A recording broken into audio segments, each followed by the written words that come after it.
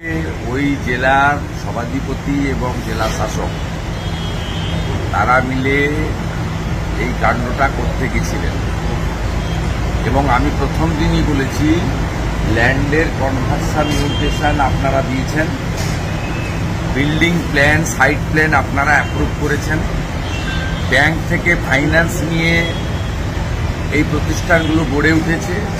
কয়েক হাজার ছেলে এই 140টা যে প্রস্তাবিত যেখানে ভাঙার কথা হয়েছিল তাদের কর্মসংস্থানের প্রশ্ন। এই জায়গায় আপনারা এই কাজটা করতে পারেন না।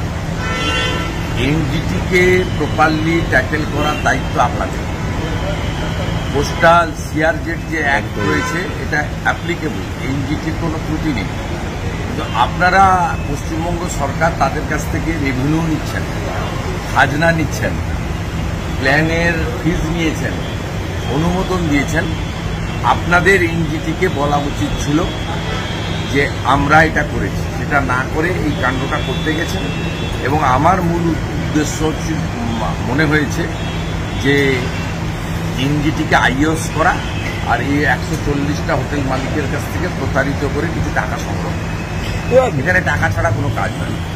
দীর্ঘদিন পরে দেখছি অতি সক্রিয় পুলিশ একদিনে নাকা চেকিং করে 49টি আগ্নেয়াস্ত্র উদ্ধার। 49টি মালখানাতে ছিল, কোনোটা উদ্ধার হয়, ওগুলো মালখানাতে ছিল। মুখ্যমন্ত্রীকে খুশি করা তৃণমূল নেতারা, বিশেষ করে হিন্দু তৃণমূল নেতারা, তারা আতঙ্কিত হয়ে গেছে। সন্দেশখালীর হিন্দু এমএলএ আক্রান্ত হয়েছে, মিনাখার হিন্দু এমএলএ আক্রান্ত হয়েছে, কলকাতা কর্পোরেশনের হিন্দু কাউন্সিলর আক্রান্ত হয়েছে। তৃণমূলের হিন্দু নেতারা এখন আতঙ্কিত। তাদেরকে বুস্ট আপ করার জন্য, তাদের যে মরাল ব্রেকডাউন হয়েছে এটা দেখানোর জন্য পুলিশের মালখানাতে অনেক এই ধরনের ভাঙা পচা, পিটলেও গুলি বেরোবে না এরকম বন্দুক থাকে।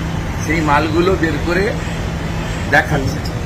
আর ভালো কাজ করলে ট্রেনিংয়ে যেতে হবে। যেহেতু দ্রোহের কার্নিভ্যালে গেট খুলে দিয়েছিলেন, তাই মুরলীধর শর্মাকে পাঠিয়ে দেওয়া হয়েছে ট্রেনিং। আজকে সিপিএম এর সিজিও অভিযান, তিলোত্তমা খুন এবং ধর্ষণের ন্যায় বিচারের দাবিতে সিপিএম সুন্দর করছেন। সিপিএম এর শনিবার দিন ভোটে জামানত আবার যাবে, চিন্তার কোনো কারণ নেই। এবং সিপিএমকে বলবো আগামীকাল নবান্ন অভিযান।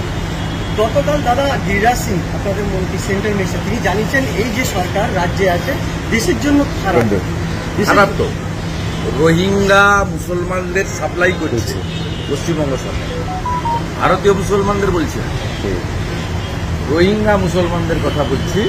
মমতা ব্যানার্জি গোটা ভারতবর্ষে সাপ্লাই করছে। সেই জন্য কালকে মহারাষ্ট্র এবং ঝাড়খণ্ডে মানুষ বিজেপিকে ভোট দিচ্ছে। Thank you.